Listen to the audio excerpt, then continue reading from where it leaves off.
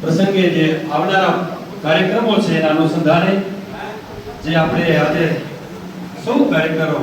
એકત્રિત થયા છે તેમાં આપણે સૌની વચ્ચે આપણા રાપર વિધાનસભાના ધારાસભ્ય આદરણીય શ્રી વિરેન્દ્રસિંહજી જાડેજા સાહેબ તેમજ કચ્છ જિલ્લા ભાજપના ઉપપ્રમુખ ભાઈ શ્રી રાજગોર સાહેબ તેમજ આપણા રમેશભાઈ નગરપાલિકાના પ્રમુખ ચાંદભાઈ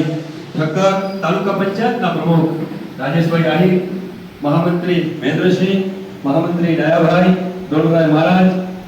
તમારા નાના દીકરી દીકરાના હાથે લગાવજો. એટલે આ પ્રકારની આખી આપણે ટીમ બનાવવાની છે અને તિરંગો આપણા ઘરે લાગે ત્યારે 15 તારીખના શું યાદ કરીને આપણે તિરંગો આપણે સન્માનપૂર્વક તિરંગો ઉતારી લેવાનો છે. પેલા આપણા બધાને ખબર છે કે સરકારી કાર્યક્રમમાં તિરંગો ફરકતો, ઘરે આપણે નતા ફરકાવી શકતા, પરંતુ આપણા નરેન્દ્રભાઈ તિરંગાનું માન અને સન્માન વધારવા માટે થઈને આવનારી પેઢીને પણ ખબર પડે એટલા માટે હવે આપણે હર ઘર તિરંગા ઘર ઘર તિરંગા આપણે ફરકાવતા હોઈએ છીએ. ત્યારે તાલુકાની અંદર પણ એક ગામ આપણે નક્કી કરી લઈએ